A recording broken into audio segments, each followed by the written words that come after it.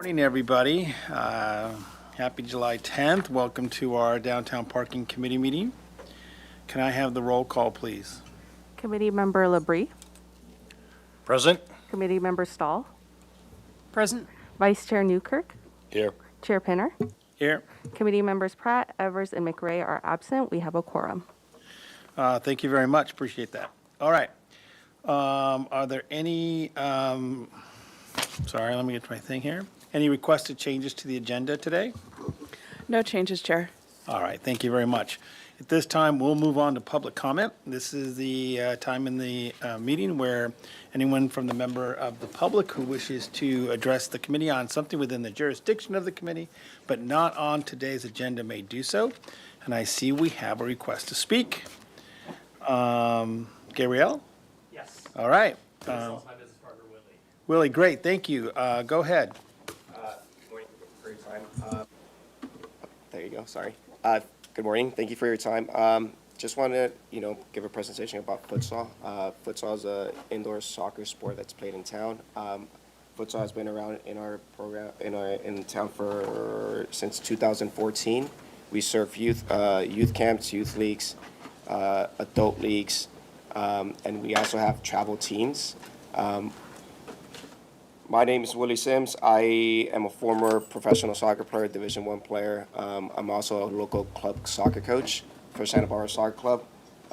Futsal is very good for the community. It's very cool because it only takes 5 players to get a game going, so you don't need big space. As you guys know, in town, it's very hard to find space. We've had many programs in town, but for certain reasons, because there's not enough space, gym, or volleyball and basketball are also always looking for space. We have to cancel programs through seasons, and it's really hard for us to revamp. Right now, the only programs that we have been able to keep alive are our camps during the summer, our travel team that trains only once a week. Our adult league only has access to one day out of the week, which is Tuesday.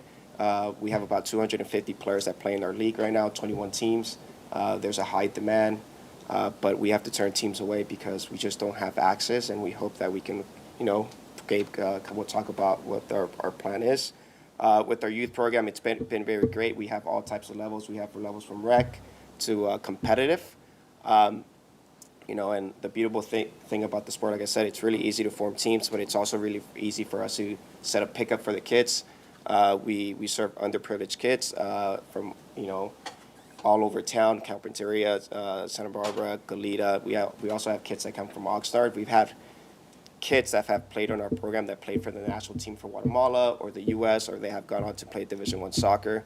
Futsal is like the grassroots of the game. The best players in the world go through playing. They start with futsal.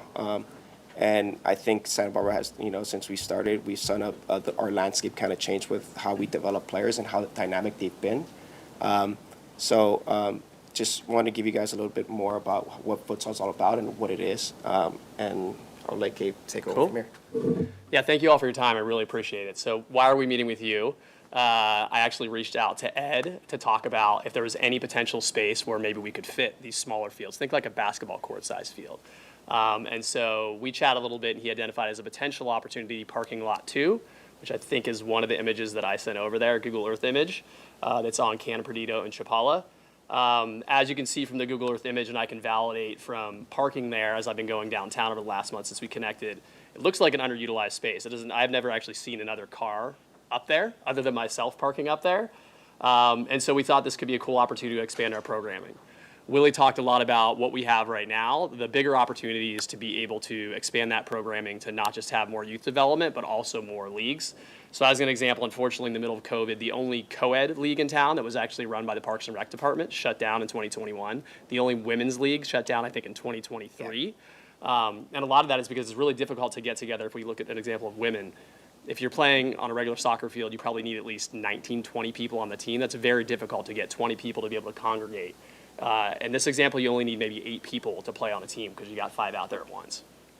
So we see an opportunity to expand our program, and we see that there's a lack of infrastructure to support this right now in the city. There's actually no public turf available. Hopefully Dwight Murphy comes online in the next year or two, and that's an opportunity. And then for the city, it's a revenue generation opportunity. We're happy to pay rent. whether that's a flat fee or revenue share. We have basically 200, 250 people a night coming and playing on Tuesdays. They would all be using the parking structure in addition to paying or helping us pay the rent. And then stimulating the local economy. These are all people, especially parents that are going to be downtown while their kids are playing for an hour and a half. They can be out hitting shopping, restaurants, and whatnot. So outside of that, the other images on there are we actually connected with a builder or installer. And so I shared two examples of what they've done. One is, I can't really see what y'all have there. The first one there is this Skyline pitch in Chicago. Thank you. So the top one there, that was actually out in Chicago, and that's on top of a parking structure. So you can see that the fields that they have here, they're small. They have 3 fields in this example, and they're self-contained, so they all have netting around them as well. And it's turfed out, so very friendly for people of all ages. The second one is Upper 90, and that's in Queens, New York. And that's on top of a building. They also did this setup, and those are even smaller courts, as you can see. And then the last image is just to show that there has been a partnership between the city and a local business before. This is Santa Barbara Trapeze Company. I think everyone's probably gone by and seen what they've done at the park down there. That was definitely an underutilized area and one where illicit activities were happening, and they've turned it into an area for kids to learn trapeze. I got an opportunity to talk to Rich Hanna, who's in the Parks Department, about what they did for that structure, and then also the business owner, his name's Randy. And they basically do a revenue share that they split with the city for the space, and then they also connect with the city to figure out summer camps that they can run for underprivileged children so they get the opportunity to be exposed to the circus and trapeze. So we'd be looking to potentially do something like this. Sorry, great, thank you very Yeah. much. We appreciate that, and we'll talk with staff about ideas and things that we can assist you in. Awesome. Thanks so much. Thank you. Thank you. All right. Take care. Thanks for having us, Ed. Appreciate it. I will ask staff a question on this matter. You guys might want to wait so you can, no, just so you can, no, we can't actually ask questions on public comment. I can't go back and forth a lot because it's not an agendized item. But I will ask staff the question of, if my memory serves me correct, it was similar with the Granada Garage, that because the buildings are designed for dead loads of vehicles, they're not designed for live loads of people. So when we have large crowds, we weren't able to use the top of the Granada for that same reason. So that would be something to understand before anything, I think. Yes, Chair Pinner. So we've had some discussion about that before, as you noted, with the possibility of using the tops of parking garages for event space.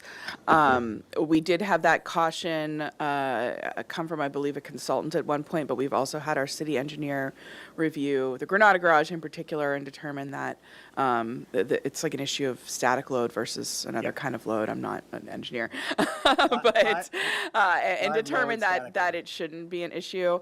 This is obviously a different structure. It's an older structure, so we would have to take a look at it specifically to determine whether the use.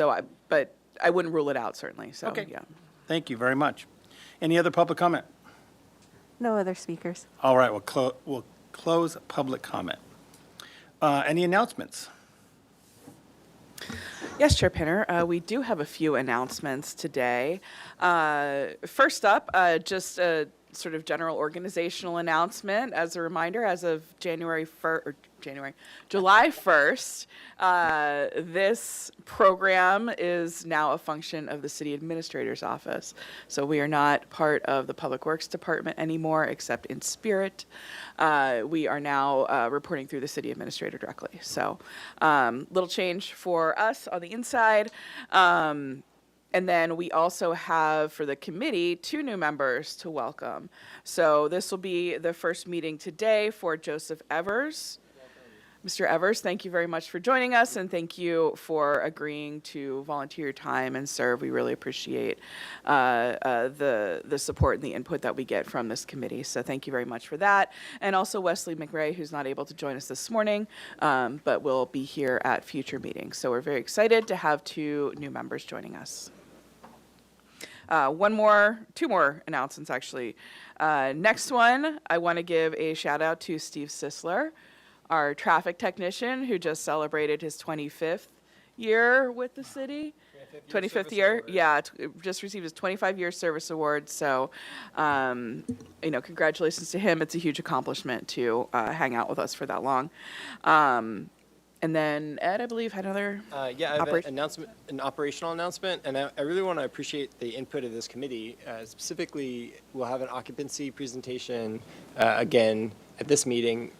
One of our last occupancy presentations, we were looking at evening hours. I think Committee Member Stahl, you actually made that comment, and we actually followed up with that conversation about evening hours. And post-pandemic, we had not been able to staff into the evenings the way we had before.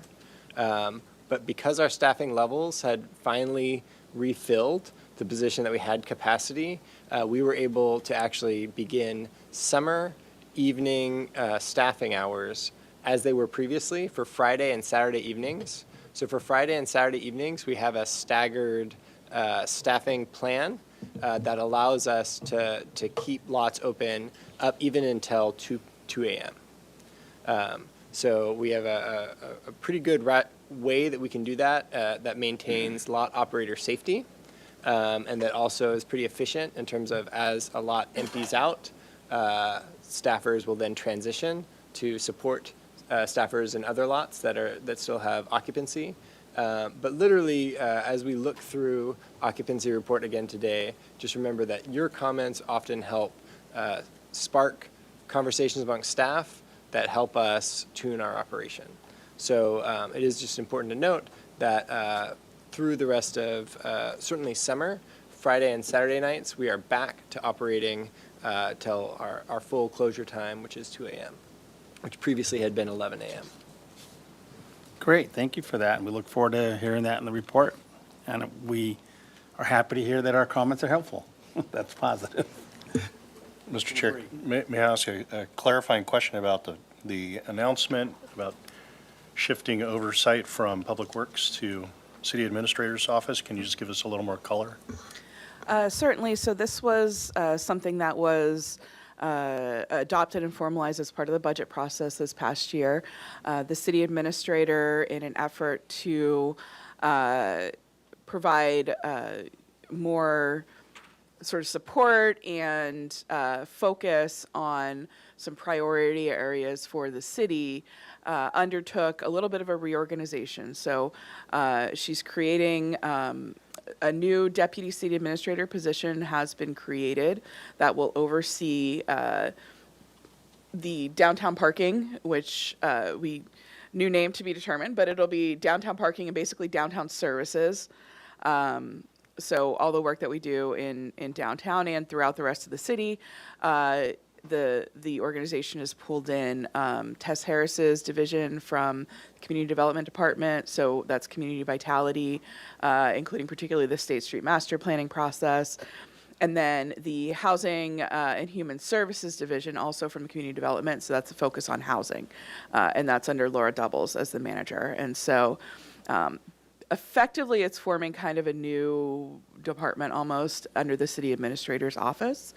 So the recruitment process is in full swing for that deputy city administrator position. We're eager to get somebody in there and get that position filled. And then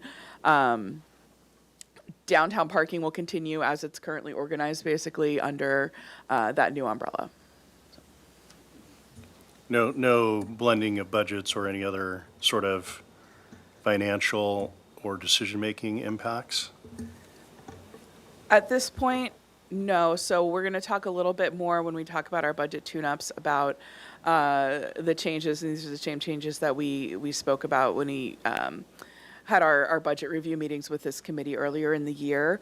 The major change for our budget is that we now sort of have two different funding sources. So there's the enterprise fund, which is going to be more purely parking.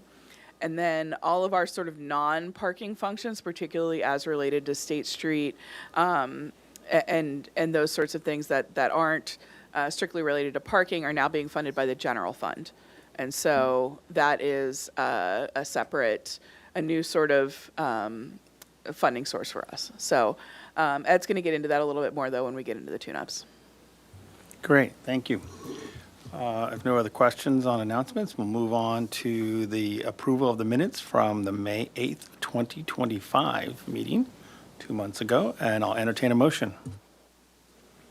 Mr. Chair, I would move, they generally look good. I have a question to staff about the Public comment, Kay Maury and Katie, last name unknown, investment company for electronic public comment.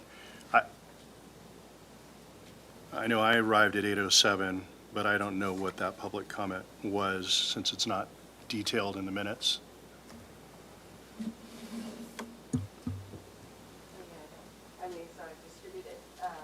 The public comment, electronic public comments was distributed, printed out for the committee members during the meeting. So it's part of the packet. And Okay. they're also posted online, and I could send it after the meeting. Okay, so it was handed out, so I just don't remember it. I would move to accept the minutes as presented. Okay, I have a motion to accept. Do we have a second? Second. Okay, I have a second, Ms. Stahl. All in favor, say aye. Aye. Opposed? And abstentions? In this case, would Joseph need to abstain since he wasn't a member yet? I believe that would probably be appropriate, yeah. So I'm going to list you as abstaining if that's okay. All right, thank you very much. Okay, we will now move on to the rest of our agenda, which are reports today. And our first report is parking enforcement update. So take it away, staff. Chair Penner, we're very pleased to welcome Commander Payne and Sergeant Klug from SBPD. Our partners in the police department have been really key to work with, and before they present, I'd like to especially appreciate them for the work that we're gearing up for the year ahead in terms of vendors and coordinating technology for sort of how we manage residential permit programs and how we also are supported for some of the work that I'll present in our budget presentation, for example, around the Helena lot and how we'll manage that. But specifically, the committee had requested a return after the presentation last fiscal year about parking enforcement and how the parking enforcement system works. So I really want to appreciate PD for making the time to come and join us this morning to present. Thank you. Before you do present, let me add my thank you and welcome to this updated way of communicating with what's going on with parking and with the city police is very helpful to us. We really appreciate it. I've gotten to know Commander Payne quite well lately this year because he has been involved with so many of our community efforts downtown, Coast Village Road. I just want to thank you so much for what you do. Your presence in these meetings is very helpful. And so, Sergeant, thank you, and Commander, thank you for doing this. We really appreciate it. It means a lot to us. I know you've got a lot to do that are probably more intense issues, but it really makes an impact for us, so thank you very much. All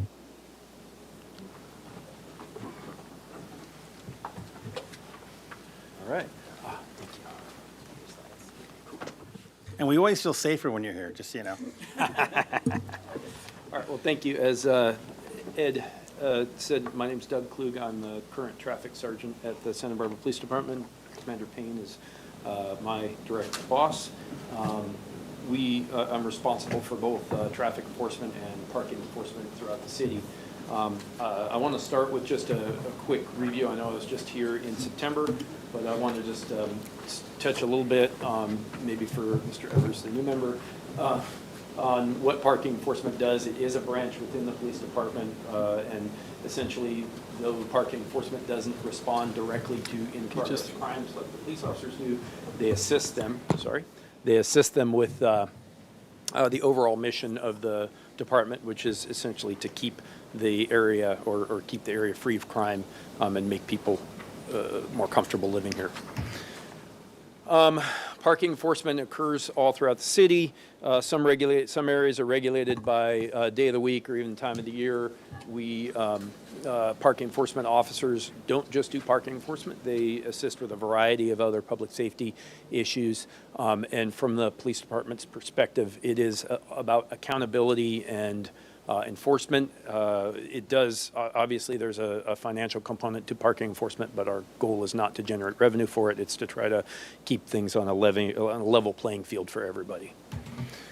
The parking enforcement officers have a variety of duties that they do within their daily routines. Some of it will be related to time-restricted curbside enforcement. We also assist the sustainability with street sweeping enforcement. And then we deal with abandoned vehicles, or what we call abandoned vehicle abatement. In addition, they will issue warnings for oversized vehicles, which is a chronic problem within the city for both commercial vehicles and the unhoused population. And then they also actually respond to issues with natural disasters and special events. Our parking enforcement people are instrumental in traffic control for large incidents that require that. Here's a picture of our standard parking enforcement and a little bit of information. Currently, we have 11 parking enforcement officers. Last year, we had as many as 10. Some parking enforcement officers are temporarily in the unit. We do use that unit as a kind of a staging area for candidates that we get for officer when we come across someone who we feel would make a good officer candidate, but maybe they need some life experience or something like that. We can give them a position as a parking enforcement officer. So there is a little bit of flux within that unit. We'll have people come in, they'll stay for a year or so, and then they'll move on to the academy. And because of that, the staffing does fluctuate a little bit. The current supervisor is yours truly. And then with the parking enforcement officers, sometimes they are confused with police officers. They are unarmed because they do work for the police department. They have a radio and they can call police officers, but they are out in the public dealing with a lot of public issues, but they do not have the capability to interact or intervene in any types of crimes other than calling for help like any other citizen would. Just a review of the assignments we talked about. One of the major things we do is abandoned vehicle abatement. That is currently, I've been able to keep that staffed 7 days a week, so there's parking enforcement officer, at least one every single day of the week, and they respond to complaints. We have a street storage hotline. We are tied into the citywide application, the SB Connect application, so people who want to report some type of issue with either a vehicle they believe is abandoned or an oversized vehicle, we receive those complaints and we respond to them. The parking enforcement team actually keeps a list of everything and they check them off as they get to them. So they'll organize their responses on a citywide map, and then they'll say, okay, we're going to go here and we'll deal with all these, and we'll go over here and deal with all these. It is primarily complaint driven. Anyone can call in those complaints, and we deal with all of the complaints the same way. We'll go out and assess it. If it needs to be marked, we'll mark it.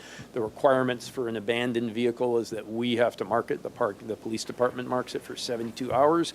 If that vehicle does not move in that 72 hours, we will remove it. We go and tow it and impound the vehicle. We're required to post a warning notice. There's a picture of one up there on the screen for you. That warning notice is hung on the windshield, and then we will mark the tire, usually with chalk, to see if the vehicle is moved. The PEOs, if they have time or notice, can also make their own decision to mark vehicles. When people don't call in a complaint, they'll look for environmental debris or other signs that a vehicle obviously hasn't moved. If they see that, they can certainly just go mark that themselves. That usually occurs if they're sent to an area for one and they see a couple others that they look like need to be marked. They'll take care of that. The other parking assignment that we have that's full-time or nearly full-time is the street sweeping. That's in coordination with the Sustainability and Resilience Department in the city. The parking enforcement officers have different routes, or the street sweeping has different routes, and the parking enforcement officers cover them throughout the city. That occurs mostly Monday through Thursday, and then there's a small route on Friday. So 4 days a week, there are 3 PEOs that are assigned to that. They follow the vehicle around and will issue citations to any parked cars in that particular sweep route. And then the last thing that we do, and what most people think is the primary job, is the time zone and general enforcement. This is your downtown enforcement for the 90-minute and 75-minute areas, and also the red zones, yellow zones, white zones. Pretty much anybody parked where they're not supposed to be, or parked for too long when they're not supposed to be. They will do public contact. We issue a lot of warnings in situations, especially with the time enforcement, because we'll often find people just as they're running back to their car when we're getting ready to write a ticket. they will, they'll contact that person and say, hey, you know, you got to move it. We'll educate to the extent to allow them to understand they actually have to leave the block. We'll have people who will try to just move their car up a space. Oh, look, I moved it, but the regulation requires that you get the 75 or 90 minutes for the block that day, and that's it. So we try to make that out and allow people to understand that. Those parking enforcement officers are also the primary ones that are going to respond to the any need for a traffic collision if there's traffic safety control or something like that, because they have a little more flexibility than being tied down to the street sweeping units. So that was kind of our review. That's what we talked about last time. Now let's look at what's been going on. This summer we're sticking with the 7-day-a-week coverage. We have coverage basically the first PEOs come on at 5:30 in the morning. They work to 1800 at night. There are no overnight enforcement. There are some areas in the city where it's posted either for nighttime sweeping or just simply for no parking overnight. There are no parking enforcement officers that work overnight because they're not armed, and that particular job, we're often dealing with the unhoused population that can have some mental health issues or some substance abuse issues or other criminal activity going on. So we don't like to send them out to contact them in the middle of the night. Our daily deployment, the staffing is going to vary across those 7 days. You can see I put some notes up there in July of 2023, which is shortly before I came into the unit, and shortly after Chief Gordon took over. We had only 5 parking enforcement officers. Since then, we've had a significant increase. In December, we were up to 8. In July of 2024, we were up to 9. Last December, we were up to 10, and currently we have 11 parking enforcement officers. That gives us the ability to really do more of the flexible enforcement, more of the downtown time enforcement, the things that don't require a commitment or we're not responding to calls like the abandoned vehicle line. Our overnight enforcement duties are carried out by police officers. We currently use a system where I tend to be the catch-all for those concerns or areas, and I create focus calls for our dispatch CAD system, and officers are dispatched in the middle of the night just to check those areas to ensure that there aren't cars in there. And we have been, one particular graveyard team of officers has been writing a lot of overnight tickets in those areas. So moving on, looking at results. Here we're showing everything from 2023, 2024, and 2025. You can see that back in 2023, when we had a limited number of parking enforcement for the entire year, we only had about 31,000 citations, quite a bit more in 2024 as the staffing increased, and we are on par to meet that 2024 number again this year. We're about halfway through the year and about halfway there, which is consistent with the. So if I can ask you just a question for clarification. So in 23 and 24, is that a calendar year? It's Yeah. December, so January, Yes. December, and so would this roughly be till around the end of June for 2025? So 50% of the year? Correct. That Okay. is, those numbers are through the end of June. Thank you. Yep. And then we just broke it down a little bit differently. This is the same information, but spread apart through months. So you can take a look there and see when our busiest months are for enforcement, and then obviously in the back half of the year. Now, this comes to Mr. Pinner's comment. You can see we don't have 2025 beyond June because the numbers aren't there. I could have reversed those slides. All right. And then we broke this one down just to show you the stuff that downtown parking is affected by. Here's our annual RPP citations for 2023, and again, a big increase for 2024. And you'll see, and you can see in 2025, we are on par to be pretty close to what we were with 2024 for the first half of the year. And the same thing is true with the street sweeping citations. So response to complaints remains a top priority for the police department. That's generally how that department does business, is we look for the public to give us areas that need attention, and we respond to it, whether we're investigating a crime or, in this case, a complaint about traffic enforcement. So that will continue to be a time. or an issue. Timed enforcement for parking enforcement doesn't start until 9 a.m. I did mention that the parking enforcement officers can start as early as 5:30.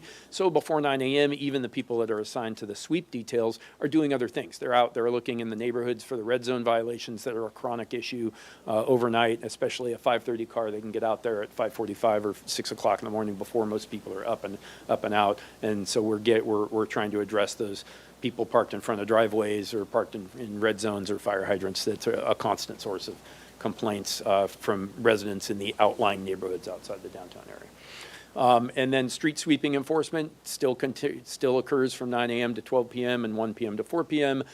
The PEOs that are assigned to that, they can really only conduct street sweeping enforcement during those hours because they are married to that street sweeper as long as the street sweeper is running that route. In some cases, the PEOs assigned to that will, they'll note something like if they happen to be running a route and there's a car in there, they may issue a citation to it for street sweeping, but they also notice something like the registration's expired to a point that the vehicle can be towed. After the sweep route is over, they'll return and then they'll call for a tow truck and they'll get that thing out of there. It's not something that can be done during sweep. The other thing that I have the PEOs doing that seems to work pretty well for timed enforcement is they'll pick an area when they're done with sweep and they can go to a section of downtown, a few blocks, and they can actually chalk that area. They do obviously need a lunch break in there somewhere, so they'll go chalk that area before they take their lunch break. And then after their lunch break, before the 1 o'clock sweep, they'll go back and they'll check that area that they just chalked. And they try to spread themselves out. So one PEO will check this area, one PEO will check that area, and it gives them the ability to do a little bit of time enforcement in between the sweeping, which has been kind of a way that we've increased that time enforcement without having the staffing, though now our staffing is getting to the point where we can have people assigned to that. Oops, wrong way, sorry. The last thing I wanted to talk about was our future plans. We do have plans in place to utilize new equipment. We're looking at some LPR systems that will be installed on some of our fleet vehicles. We currently have 4 vehicles that have license plate reader systems. When I talk about chalking an area, that's what that vehicle is doing. They'll drive through an area. The LPR system reads all the plates that the cameras hit and tells and simply logs them. The driver then returns to the area after the prescribed amount of time, whether it's 75 or 90 minutes. They'll drive back through, and the system will alert them by reading those same cars and say, hey, that car was here 75 minutes or 90 minutes ago. They'll stop and they'll issue that car a citation. We currently have 4 cars in the fleet that can do that. By the end of the year, the plan is to have 8 cars that will have a system, and we're actually looking at a system that'll give us even more capabilities. The current system that we have, the data is tied to the single car. We're going to have it so that all the PEOs are able to see it at the same time, so that it's a little more flexible. The other thing that we're doing is we're trying to work with downtown parking and linking the RPP system to our current system for issuing citations. One of the issues that we've run into with the RPP enforcement is that it's very labor intensive for the parking enforcement officers to pull onto a block and see, okay, there's 8 or 10 cars here that have been here longer than 75 minutes, but the current system, they have to individually get out and check the entire car for a sticker that says, okay, this car is exempt and can't be here longer. So by making that data electronic and allowing the parking enforcement officers to have access to that, it'll speed up the process. It'll take out that step of physically checking because the system will know whether the car's allowed to be there or not. Both of those will increase the ability to do timed enforcement and RPP enforcement throughout the city. And then obviously increase staffing. Our numbers, we're still hiring people. We have currently 3 people on training. And as those numbers increase, we have the ability to deploy more parking enforcement officers outside of the required abandoned vehicle abatement and street sweeping. So we'll have more people available to do timed enforcement. That's all I have for an updated presentation. Great. Questions for Yeah, thank you. I have a few questions, and then I'm sure the committee might have a couple questions as well. Excuse me. And again, thank you for your presentation and providing us an update. I'm also most encouraged by the future plan slide there. See some really great things there, and ideas with the LPR, I think, are fantastic. I guess going back to looking at sort of results the graphs, I guess I would say that I'm assuming the increase in tickets is not due to a change in compliance from people.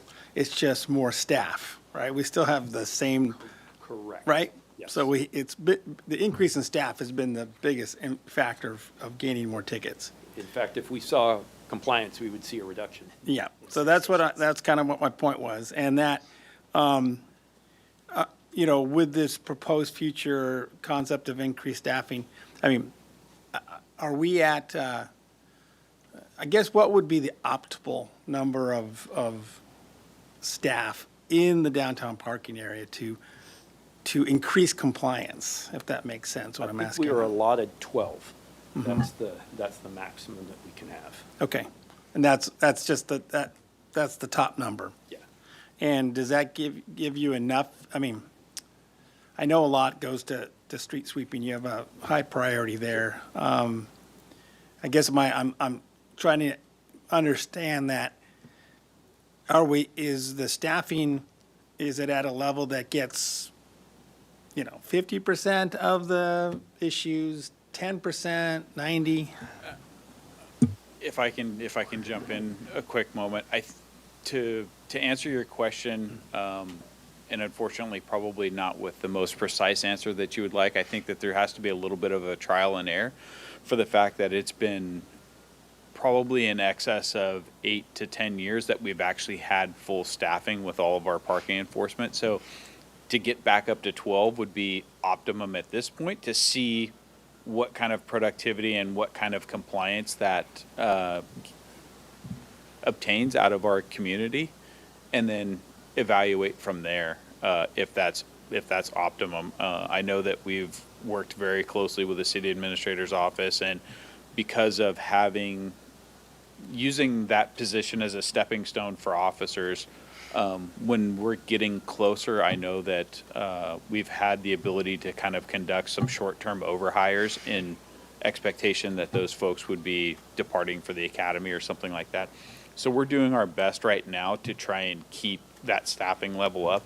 It does require that particular position, because it is enforcement and they obviously issue citations. It actually is a little bit more extensive background than maybe some of our other professional staff positions. So it does take a little bit more to hire our parking enforcement officers than, say, a different professional staff position.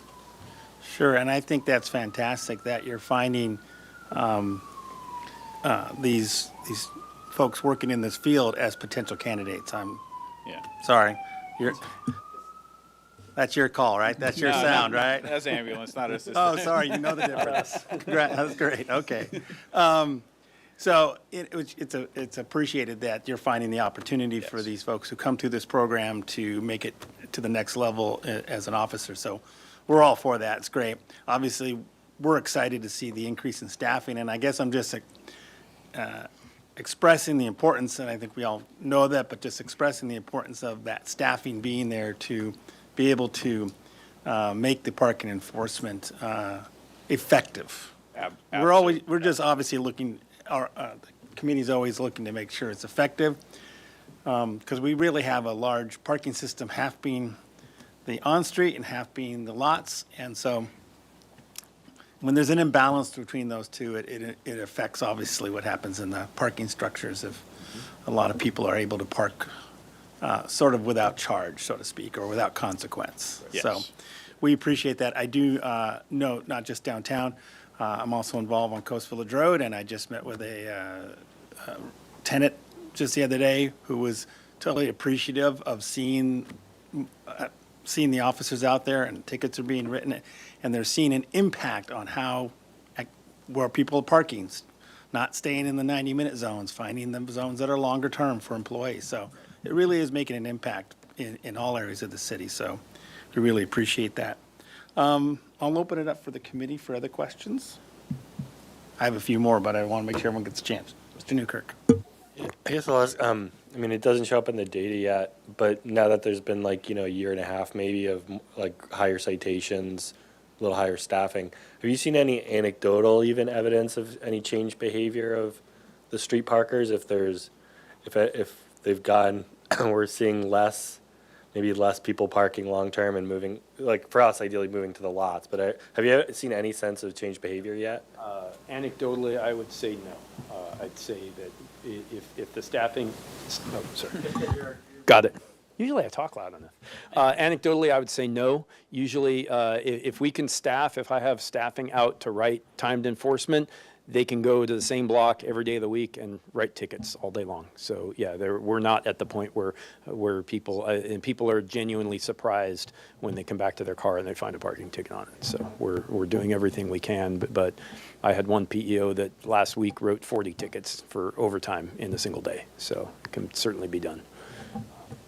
In terms of, if I can So, add, yeah, just anecdotally, I think the one thing that we have seen is I think we've seen a greater appreciation from our community because the increased staffing allows us to deal with parking issues throughout the city. So some of the things that may not have been garnering attention because of priority, we respond to all calls in the police department, even parking calls are prioritized. And so I think we're actually, again, to your point, Mr. Penner, that we're being able to address some of those other issues, not necessarily explicitly downtown, but in addition throughout the city, which has provided for an increase in quality of life to our community members. Anything else, Mr. Newkirk? Mr. LaBrie? Yeah, a question about, I think I overheard you say that your policy is one 90-minute or 75-minute period per block per day. Correct. So, and that's interesting to me. We're having a conversation about with improvements or advancements in technology. The off-street parking assets, there are issues like the shuffle, and the people that want to use the system and go from lot to lot. Those things can be good, they can be bad, depends on, we have to kind of slice and dice that.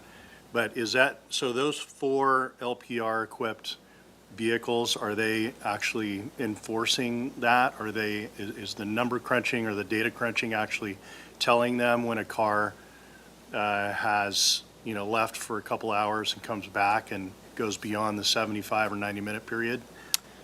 I think with the current system that we have, if they chalk it and then return, and the vehicle's no longer there, and they return later in the day, it's going to pick that vehicle up as a new vehicle. That may change with the newer software. That would be an intricacy that we'd have to look at in the programming for the new one. But my understanding of the current system is if they do a return and that vehicle's not there, it's going to get a free pass if it comes back. So if it leaves for 90 minutes or leaves in that 90 minutes and then comes back a few hours later and is there for another 90 and they happen to chalk that block again, it would get counted again as a new vehicle. And that's just simply an issue of the current system. But that would be something that we would look at with the newer system to try to prevent that. I think just to the committee and to staff, we would love to stay abreast of how you implement, when you get new technology, how you implement that 75 or 90-minute per block per day per vehicle. Sure. Because we would want to, consider being consistent with that in the off-street parking assets. We're also discussing kind of kicking around the idea of restriping the zero blocks to have a different mix of 75-minute and loading, unloading, 15-minute. Have you guys seen that plan? Do you have any comments anecdotally or otherwise about the current striping? And Mr. Chair, I may get too far off or No, that's outside actually of, been one of but my comments, but I think it's already been, it's being implemented as opposed Chair to. Penner, Mr. LaBrie, Committee Member LaBrie, we will be presenting this in the budget item shortly. However, this item is definitely part of the collaborative effort for enforcement for time parking downtown. So my answer is yes, we've been talking at length with downtown parking about that, and we're abreast, and our enforcement posture will adapt to whatever the ultimate changes are. okay. Can I tag on to that question? Because I actually had that written down. And do you feel that will be it's a more effective use of your labor time to have that instead of having so many different zones. It all comes down, yes, it all comes down to staffing, whether we have the staffing available to do that enforcement. But once we have the staffing available to do that enforcement, yes, it's much more efficient to have it, instead of having it interspersed, having it just, it's all one, and then we can, you know right away when you turn onto a block, everything here has to leave every 15 minutes or every 90 minutes or whatever it is. Great. Yeah, I think the consistency provides better clarity not only for the parking enforcement officers, but for the community. If you know that the first block is going to be 15 or 30 minutes, whatever it ends up being, the next blocks are going to be 75, and then the third block out or the 200 blocks are going to be 90 minutes, whatever's ultimately decided, it provides one for ease of enforcement, but also ease for the community to understand, like, this is what it is, as opposed to having intermixed along the downtown corridor makes it more difficult to run those timed enforcement routes because you're trying to do 15 minutes here and then 75 minutes down there, and consistency will provide ease for everybody, and I think clarity for everyone. Great, thank you. Sorry, Mr. LeBrie, if you had more. I just had one comment, which is, I really appreciate, and several times you have mentioned, in essence, what you do is to support and make the downtown parking experience a better experience for, I'm putting words in your mouth, but that's what you communicated. And that resonates with me and this committee's goals of supporting the downtown, economic and cultural and efforts and interests, and creating a parking system that's safe and accessible and really a benefit to the community. And we're revenue neutral, or we hope to be, revenue neutral. We're not trying to make money off of this. We're just trying to provide a service. So just I get that and appreciate that that's on your minds as well. Great, thank you. Any other questions from the committee? Mr. Joseph? So we've spoken anecdotally, but do you guys have any future plans for actually measuring compliance? I think that the first thing we would need to do is get to staffing and see what happens with that. Have the data spread out for a length of time at staffing. The past 2 years, it's been fluctuating, like you saw, from 5 up to 11, 13 at one point. So we would need consistent staffing for an amount of time to gather that much data, and then we would know. Okay, and then I guess following along with another question was, how precise is the geospatial tracking of your LPRs? Because we were talking about per block per day parking. The current system is pretty accurate to a block level. Okay. The newer systems that we're looking at are far more accurate. Okay, so down to the space level? Yeah, pretty close, yeah. And that's just, the current system that we're using is, how long have we had Auto Chalk? At least a decade. It's, technology's changed a lot, so. Cool. Chair Pinner, Committee Member Evers, if I may. So your previous comment about determining compliance, that is something that we in downtown parking are going to be keeping an eye on through the next year. As Mr. Francis is going to get into a bit in the budget presentation, we're proposing these changes to in an effort to increase compliance on the street and make sure we're getting that parking turnover. And so as we implement those changes and those policies, we want to be sure that it's working and it's having the intended effect. So we do periodically do parking surveys with our staff where we go around multiple times a day, determine how many vehicles are parked, whether they've moved, things like that, and sort of what that turnover is. And that's something that we're planning to do throughout the coming year at regular intervals in order to just keep an eye on whether or not we're getting the turnover that we're hoping to see. Great, thank you. I only have one other comment, and then we probably should let you get out and serve the community in a more robust way instead of right here, I guess I should say. I'm excited to hear about the new technology and the sharing of the data between vehicles. That sounds like also a big help, because obviously then it's not the same vehicle having to come back, same officer. If I understand that correctly, that's how that would work now. That is So correct, yes. that seems like also a huge advancement for the system to be able to have one car come and then a different car come later and go, oh, it's the same car that's been parked there now, and it didn't have to be the same vehicle doing each route. Yep. Yeah, that's just changing technology. Yeah. So- That sounds incredible. That sounds like it really actually increases your staffing. It's almost like adding a couple extra people without having to add a couple extra people.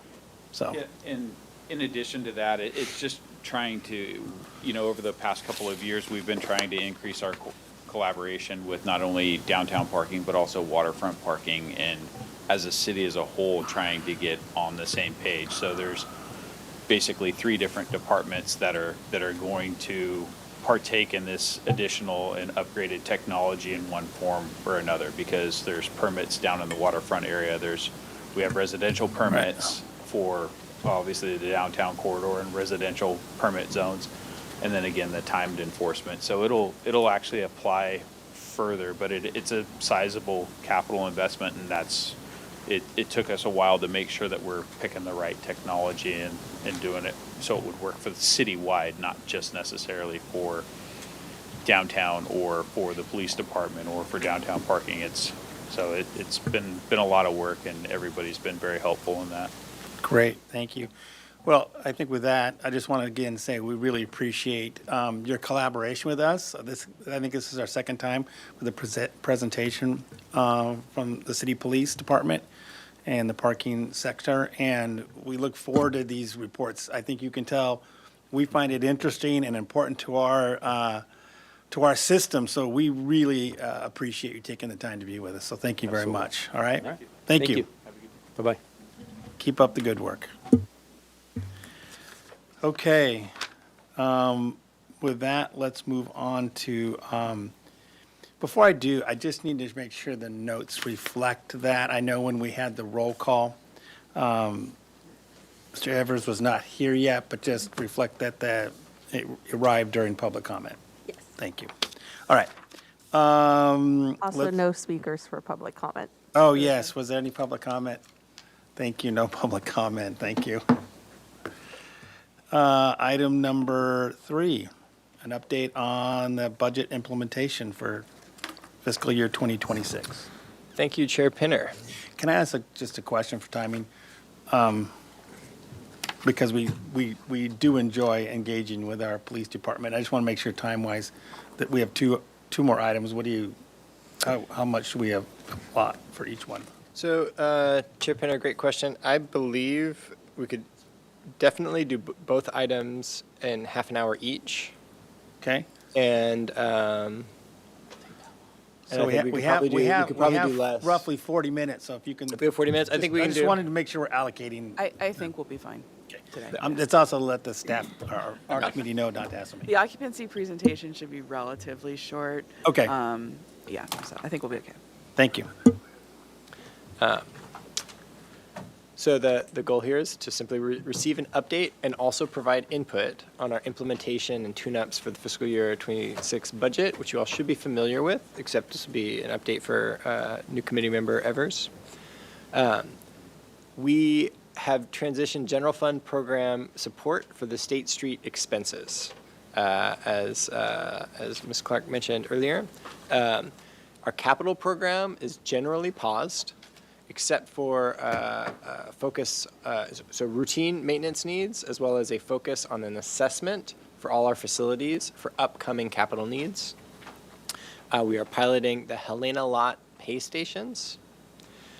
We have not yet had approval to limit our daily courtesy period in the ways that we have discussed prior. We have, as we discussed with police department, enhancing and sort of bringing more consistency to timed parking enforcement for the downtown. And then lastly, we're piloting commuter and resident discount permits in Lot 10. These were the budget items that we've gone over. I'll discuss these and a few other tune-ups that we've been able to also add. Just going back over our funding, this was what our recommendations were for the FY26 budget, which as projections shifted, have shifted somewhat, but we've achieved, at least in what the budget was adopted, a roughly balanced budget. Again, we do have a challenge with the courtesy period projection, which we'll discuss. Now, as Ms. Clark mentioned, the Parking Enterprise Fund had been supporting State Street maintenance and custodial work for the promenade. That has shifted to a new downtown services program under the general fund. It's roughly a cost of about $1.3 million annually. And the city is also working with the Downtown Santa Barbara Improvement Association to actually take over the custodial responsibilities in sort of a large contract that would be that would include things like pressure washing, things like landscaping, and things like roving custodial work. Capital spending, we cut of what was the 5-year CIP. We cut away or pruned responsibilities in the FY26 budget. So paving, concrete maintenance, the Amtrak roof, some elevator work. These are all things that are important preventative maintenance, but that can be deferred over this year as we balance the budget. And we've advanced the structure and facility assessment to this year. This will really help us in our long-term planning and better awareness of the state of our older facilities. And of course, we do maintain essential maintenance fund and our revenue control agreements, which we use for our, obviously, access control systems, which are also towards end of life. That's our capital. We do plan to bring back capital funding into FY27 more robustly. Let's talk about these tune-up items. The Helena lot pay stations. This is a lot that was planned to operate much like the waterfront lots, or peripheral lots, but just had not really, it's a small lot and that hadn't happened. We are in earnest making this effort. There's a pay station currently there. We are reconnecting both the how we manage that from a technological standpoint in terms of the system in our main office being connected to that pay station, as well as updated merchant account, as well as we realized in order to enforce this area, we do require an update to our municipal code because of the way that we describe payment being made in our lots. So that municipal code ordinance is currently being reviewed by the city administrator's office, and that will go through the process.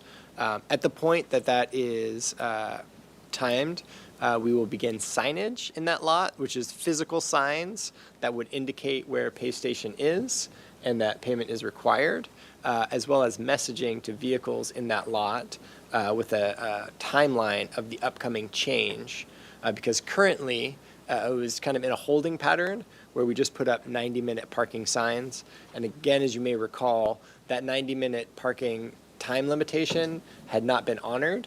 So it was effectively functioning as a first come, first serve, secret free parking lot.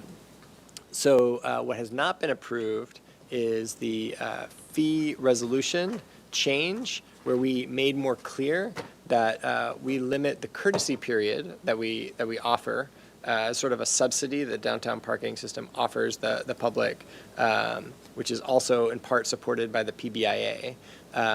We were going to limit abuse of that system where people shuffle in and out, sometimes of even the same lots, multiple times a day.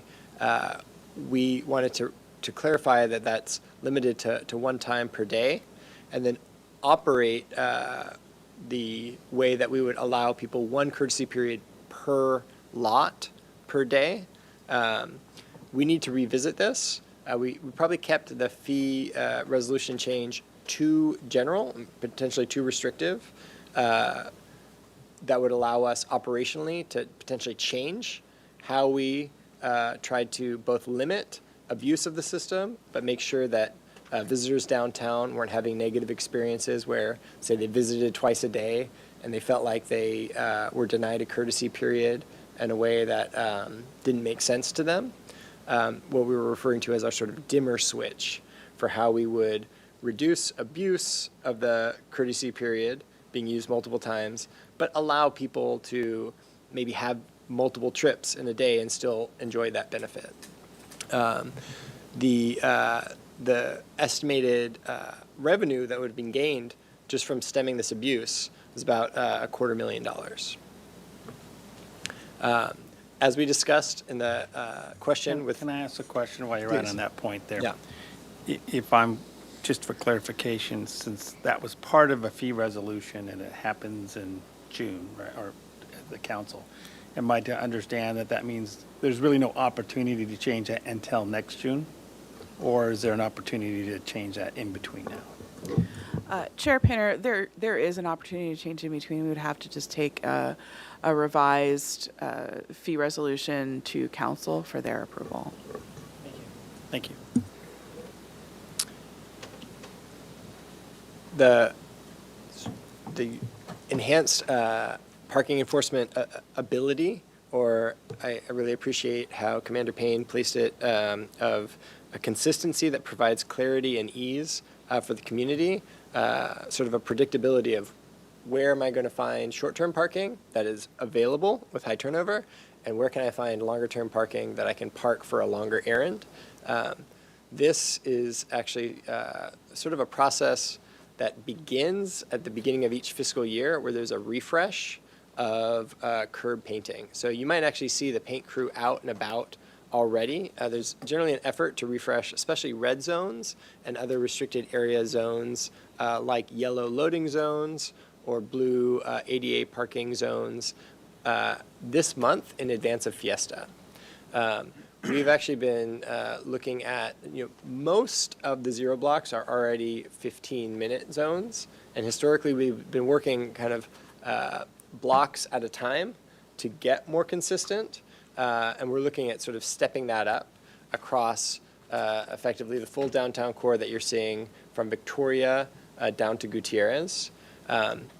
There are some exceptions, like we're probably not going to want to try to make changes to De La Guerra Plaza at this time.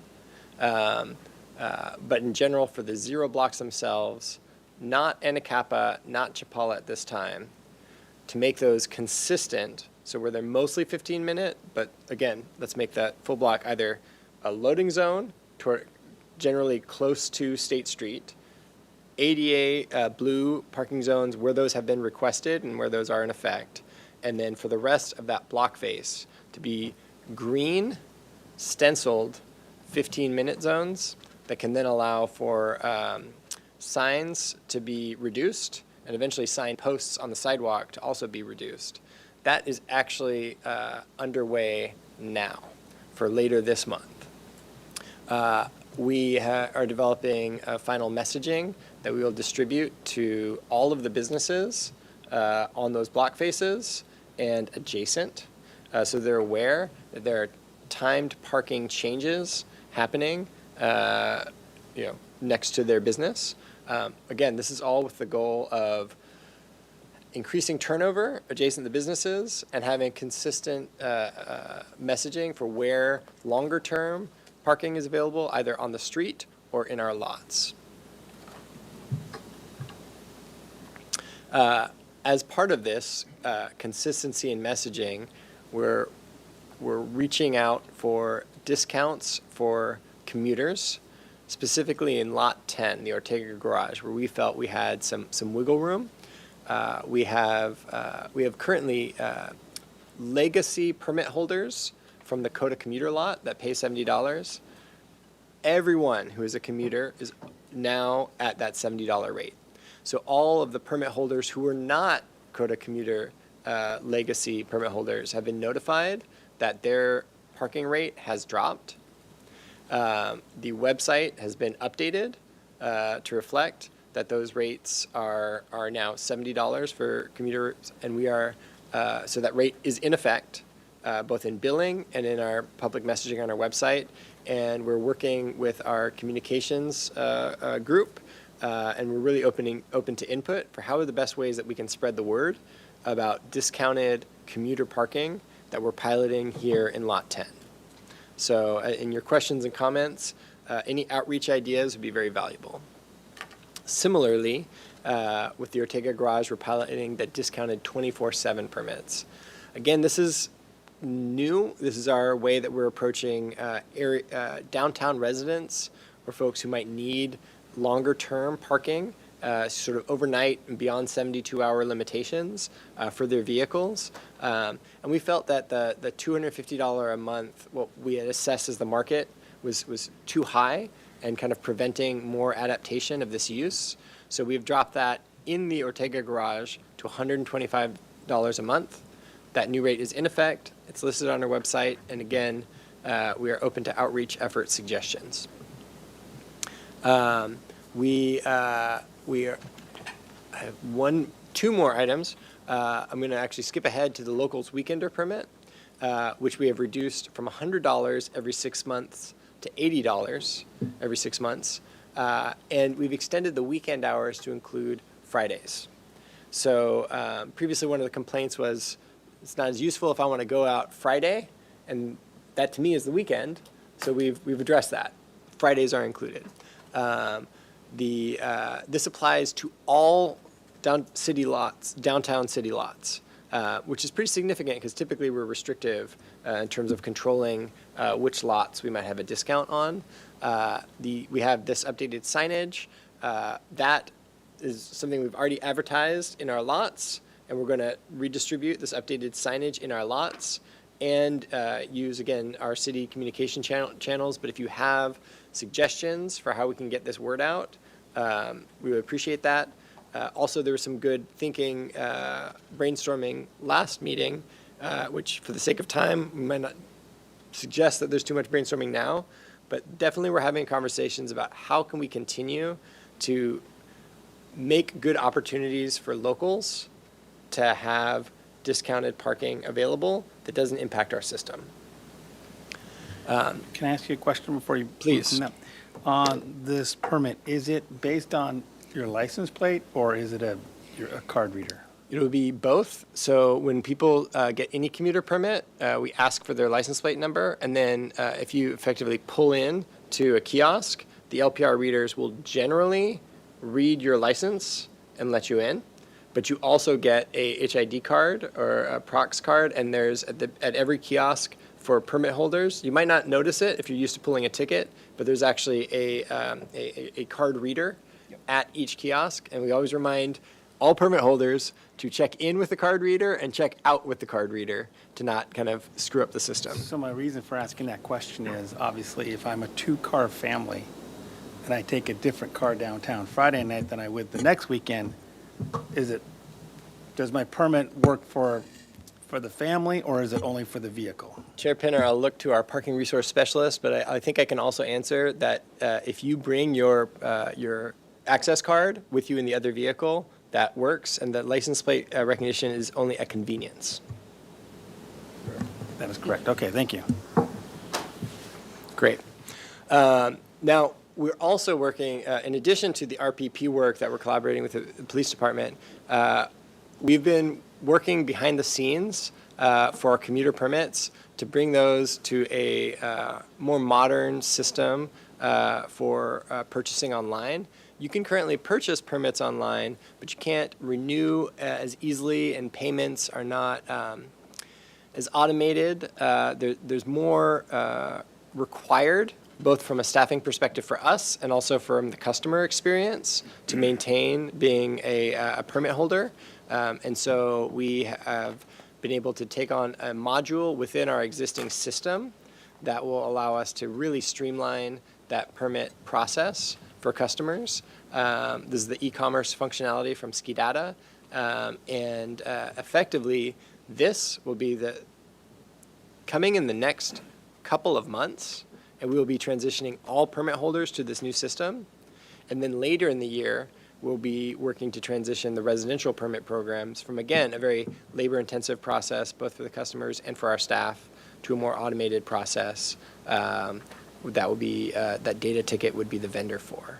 So these are some process improvements that we didn't really promise as part of the budgeting process, because you can't guarantee that these things are going to happen on the desired timeline, but we're very pleased that they are happening on a pretty rapid timeline and that we'll be able to implement both of these this fiscal year.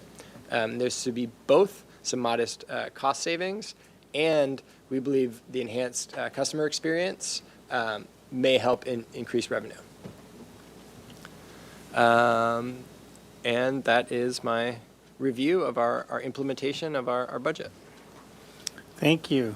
I think my only additional comment from my two questions is going to be, I think staff did a great job. There's a lot of really innovative ideas here, trying to tackle the budget difficulties, which are probably always budget difficulties. I don't think that ever goes away.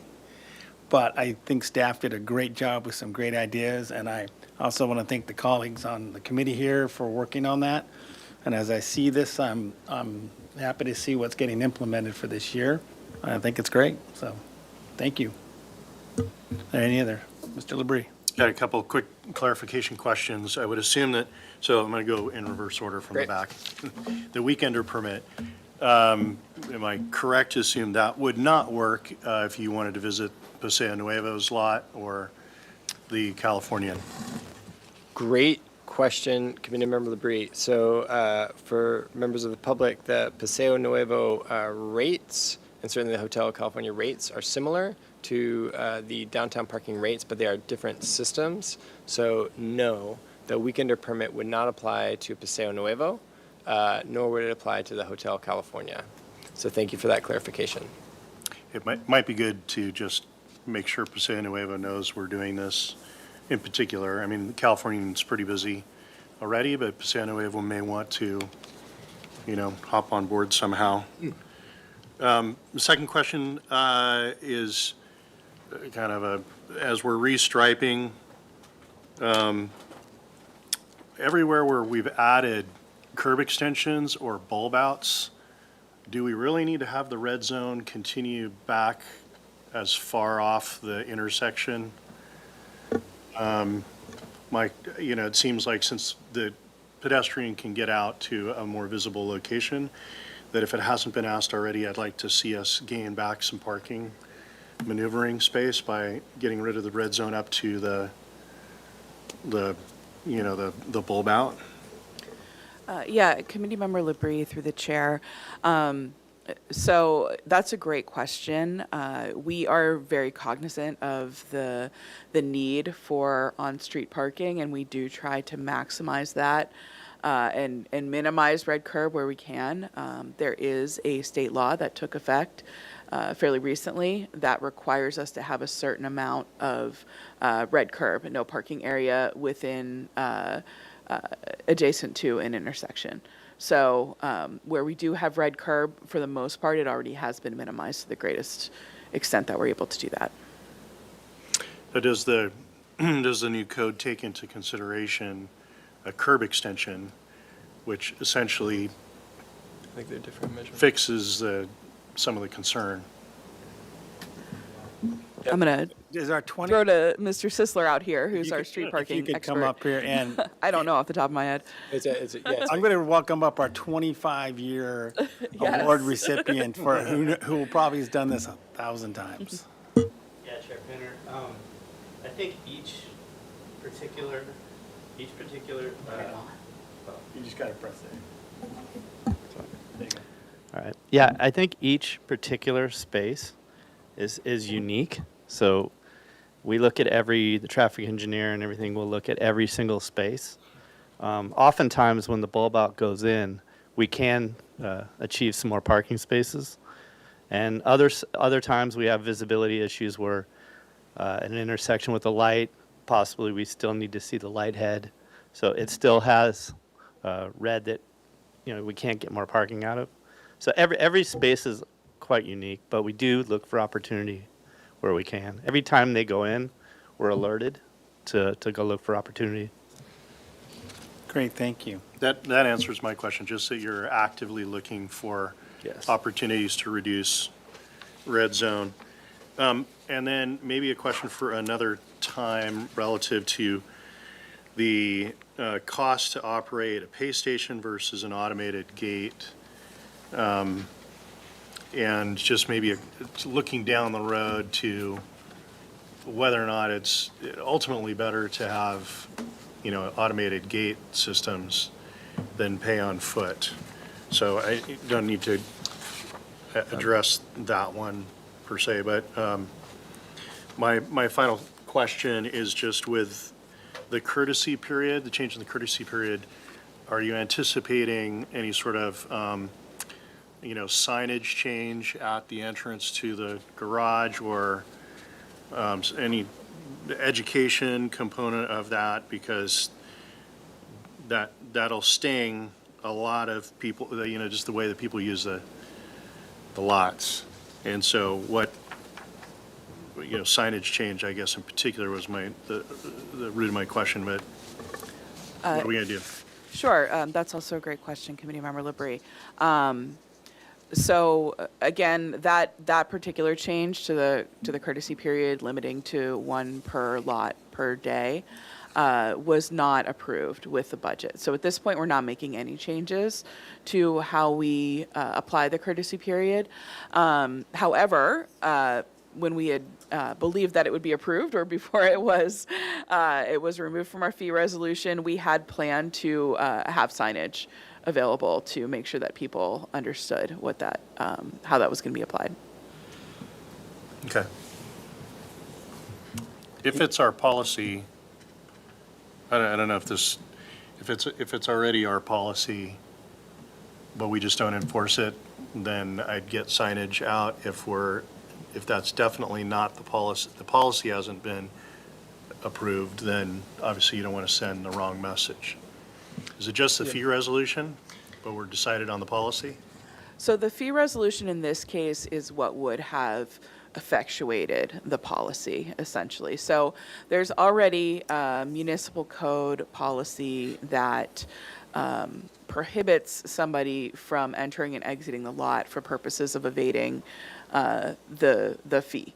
And so that is something that we would like to be able to enforce, but again, without this change to the fee resolution, there's not really a practical way of doing that. And so, that is something that we can work on messaging for, that is already something that is prohibited. But again, there's, from a practical standpoint, we either would have to limit it for everybody or we couldn't limit it in the system, so. Do you see my comment that if you can train them now, if it's already the rule of the land, why not communicate that, even though we can't enforce it with the fee resolution? That's a valuable comment, Committee Member Labrie, and we have been thinking about how we can make that distinction clear outside of enforcing kind of limitations through our system. This is clearly something that we're going to have to circle back on. Okay. Any other questions or comments for staff? Okay, seeing none, is there any public comment? No speakers for public comment. Okay, we'll close public comment, and thank you very much. We really do appreciate it. All right, perfect timing. We'll move on to, I think this is agenda item 4. Thank you, Chair Pinner. I'll welcome our Parking Resource Specialist, Ethan Pitney, up, and I will present him the keyboard that will allow him to go through the presentation here. I will just say that we're really excited. This occupancy can seem very routine, but as we discern the numbers, we can see trends and some positive ones. Good morning, committee members. My name is Ethan Pitney. I'm the Parking Resources Specialist for Downtown Parking. I'm very excited to bring you guys an update on occupancy for the fourth quarter of the fiscal year. So we'll get right into it. This is for all of our parking lots here, and we're going to be comparing the fourth quarter of the fiscal year, so that's the months of April, May, and June. This most recent fiscal year that just closed, fiscal year 25, and comparing it to 24 and 23. So you'll see 25 is in orange there to separate it from the other two. And you'll notice that Monday through Thursday, we are seeing roughly 7 to 8% increase in occupancy across all lots.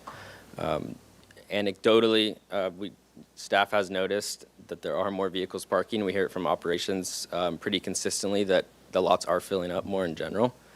So I was very excited to pull this data, and it did reflect that as well. You'll see a 5 to 6% increase on Friday and Saturday across all lots, and then a little smaller increase on Sunday. I also am including the space count for each lot this time around. I know the committee requested that last time, so kind of give you an idea of the weight that each lot has in the overall occupancy. This is lot 2, and I'll kind of go through these quickly, and we can go back at the end if you guys have questions on specific lots, but you'll see the farmers market effect there on Saturday. It's most notably, up 3 to 5% on Monday through Friday in lot 2, and this is one of our 3 largest parking garages, so it does have a pretty significant weight on overall occupancy, and it is also our most underutilized lot as well. Lot 3, you can see the farmers market impact there. Very large uptick in occupancy Saturday mornings. Pretty flat, slightly up on weekdays, and then pretty consistent year over year on Sunday. Same kind of thing with lot 4. This lot is actually reaching almost full capacity pretty consistently on weekdays, as well as Saturday. You see a pretty large increase on Saturday as well. This is another surface lot, lot 5. You see a decline on Monday through Thursday. This is mostly due to some paving work that was done. The lot was repaved and mostly closed down for several weeks in June. So that would be more in line with the previous 2 fiscal years if June wasn't accounted for, but just to keep it consistent, we include April through June on all of these graphs here. So lot 6, this lot is the Granada Garage, and this lot as well as lot 7 and 10 are showing the biggest impact on overall occupancy.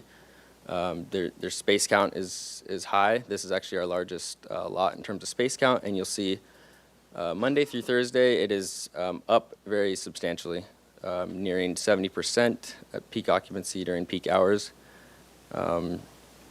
You see roughly 10 to 15% increase on weekdays and staying pretty strong on Friday and Saturday as well. Also, another thing to note, for lot 6, we are seeing some overflow from lot 7. So lot 7 has been filling up pretty regularly, and in general, those parkers will go to lot 6 as their second option. We haven't issued permits in lot 7 for nearly a year now, just because the occupancy has been, the lot has been in very high demand. We also did complete some waterproofing and sealing work in the month of June.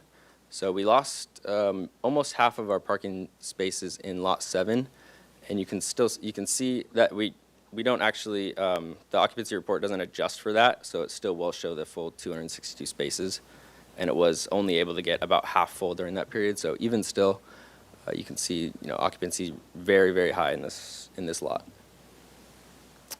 Lot 8, most notable on Saturday. It is a smaller lot, so it fills up quickly. It's one of the closest lots to the farm, probably the closest lot to the farmer's market. So, lot 8 and lot 2 are going to be the primary destinations, and you can see, 50% increase in occupancy on Saturday because of it. Lot 9, kind of similar story. Weekdays up about 10%.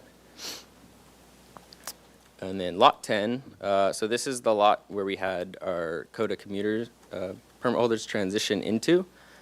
Important to note, though, that on weekdays, when you primarily see those permits being utilized, we generally see that about a quarter, so if you have 200 permit holders move into a lot, from what I've seen, about 25% of those, so in this case 50 actual permit holders, will be reflected consistently in occupancy. So that uptick on weekdays is actually mostly hourly parkers. In general, across the board, we see on weekdays specifically, 75% of the occupancy is from hourly short-term parkers, and 25% is from permit holders. We have about 1,000 paid permit holders across all of our lots currently. Lot 11 has always been strong. Not too much change, pretty consistent year over year. And then lot 12 and 13 are also nothing too notable, just staying very, they're very utilized lots and pretty consistent year over year. And now I will get into how that translates into revenue, and we'll also look at transaction data as well. So we've had a very strong fourth quarter occupancy-wise and also revenue-wise. You can see that increase over last year. And our hourly revenue has been increasing consistently for the last 5 fiscal years. We came in about $120,000 over what we had projected. When we were halfway through the year, we were projecting about just under $6.3 million in hourly revenue, and we did surpass that pretty significantly, and it has been on an uptrend. So it is very encouraging to see. Whether that can be attributed to enhanced enforcement, maybe behavior change is starting to show in our reports, or maybe more customers are just wanting to visit the promenade and using our parking lots to park their vehicles. Either way, it's looking very good. So, and then final slide I have for you guys is our free versus paid transactions. So our free transactions have been increasing since COVID, and our paid transactions are unfortunately on a slight decline. So a smaller portion of parkers are, accounting for that revenue figure, and our percentage of free parkers is up to about 66% now, and this is for the full fiscal year, to note. So, overall transactions are increasing, but an increasing portion of those are also free. Parkers getting out within the 75-minute courtesy period. And that is all I have for slides. I'm happy to answer any questions. Great, thank you for the information and the presentation and the data. I had one question here. Having the earlier agenda item with the police department giving us an update, is there any anecdotal feedback that some of this increase in the fourth quarter is due to an increase of, as we were talking earlier, compliance? I know it's really hard to actually data that, but. Chair Pinner, the best I can answer your question, I will appreciate some of the other members of the team, including Ms. Clark and Tess Harris from the State Street Master Planning process, for helping bring on a tool recently that allows us to look at general foot traffic and visitation. Just fresh this last 2 weeks, looking at those tools, it looks like visitation is up for downtown and specifically for these areas. So I think that it's probably slightly related to parking, but mostly like we're on a general positive trend, and I think our occupancy is reflecting that. That trend was about 5% for the downtown area year over year, as estimated by a system that we're using, right? And our occupancy boost here is slightly more. So maybe there's a portion of that. I will share that one of the things that you're noticing of the short-term visitors, which we want short-term visitors, but we definitely want more people to be able to stay long-term. One of the challenges remains that people are parking short-term. If they could park short-term on the street, they would. And that's probably what we want and what we're trying to cultivate more of. But a lot of people, if they can't find a spot short-term on the street, then they'll park short-term in our lots. And we're, again, trying to shift that equation. Thank you. And one other question on the Lot 6. The sizable increase in occupancy there. That does have a fairly heavy number of permits, I believe. Chair Pinner, that's correct. We have a little over 300 permits in that lot, but still, roughly in general, 75% of the occupancy that we see is for short-term hourly parkers. So, great. Yeah. Well, for me, it's encouraging to see the increase in occupancy. not only from the Placer AI data that we're using to just know how downtown is doing, but how it reflects in our parking system. Estelle? Thank you. One question I have that's not in this report, not know if you gather the data, but might be interesting in the context of looking at more permits and advertising permits more. If you could also, because you said there's around 300 for Lot 6, to get data on how much people are using the permits who have them and the different types. Is like a gym membership where it's kind of banking on people don't actually use it? Are the commuters using it more than the residential? To kind of track that as there's a chance for more permits to roll out. Committee member Stahl through the chair. Yeah, we do have that data. I just, I did not include it this time. Just, I didn't want the presentation to be too long, but I'm happy to include that going forward, a breakdown of permit utilization versus hourly parking. We can do that for each lot. Great, good question. Any other questions from committee? Oh, Mr. Labrie.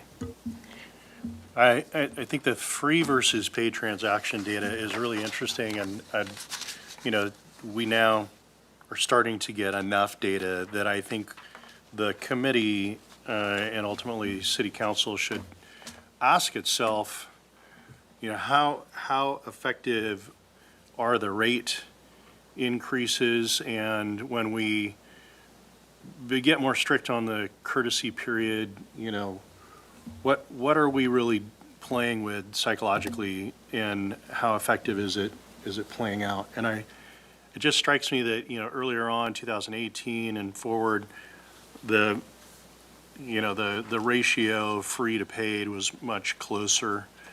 The rate increases are driving the ratio the wrong direction, right? And I know, so there are a lot of parkers out there that probably are abusing the courtesy period, not out of, not because they're deviant people, but just they're trying to manage their downtown parking expenses, and maybe they would stay longer, if the rate were less than $3 an hour, but I think there's a certain element of that. So my comment and my encouragement to the committee and staff in the city is like, let's start to consider, does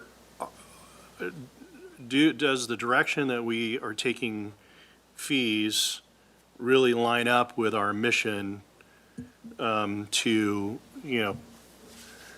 really encourage the vitality downtown? And so we have a natural swell in the number of parkers, but do our policies strike that balance between, encouraging those people to spend their money on staying downtown and extra ice cream and a movie than, trying to skimp and spend as little as they can on parking? There's that tension there. So just maybe a word for the committee for the future to pick that up as we get deeper into the data. Can I ask a question, kind of follow up to Mr. Labrie there? In 18 and 19, also in connection with the report regarding now monitoring the lots in the evening, I would assume 18 and 19 had more opportunity to collect data because we had operations in the evening where 24 and 25 doesn't have that data. So that may have an impact on what Mr. Labrie is referring to, because the time we're also collecting data and how long someone's staying, evening time or stuff like that, I'm not sure how it's going to play out, but am I accurate in saying there's a little bit of a not apples for apples?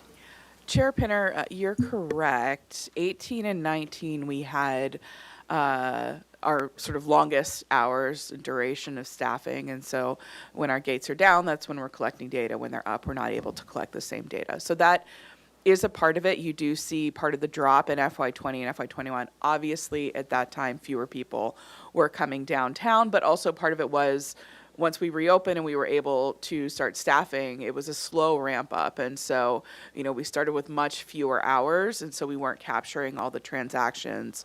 Now we're back up to almost what we had in 1819, pretty close. Actually, it should be roughly the same now that we have nighttime staffing on Fridays and Saturdays.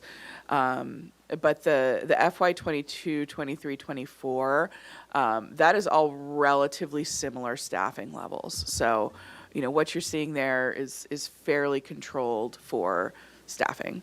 FY 25 is going to be a little bit more. But that is, again, as Mr. Franz alluded to earlier, we've recently gotten licenses for an AI program, Placer AI, which allows us to do much more detailed analysis of visitors, foot traffic, things like that. And so we're really interested in sort of ground truthing some of these things against that data to determine, try to isolate some of these trends. Great, thank you. Any other questions from the committee? Okay, well, is there any public comment regarding agenda item 4? No speakers for public comment. All right. Well, thank you. We always appreciate your data and willing to entertain our uniqueness of requests to put on there. So thank you very much. I think that brings us to the end of our agenda items for today. So with that, I'll entertain a motion for adjournment. So moved. We're adjourned. Thank you.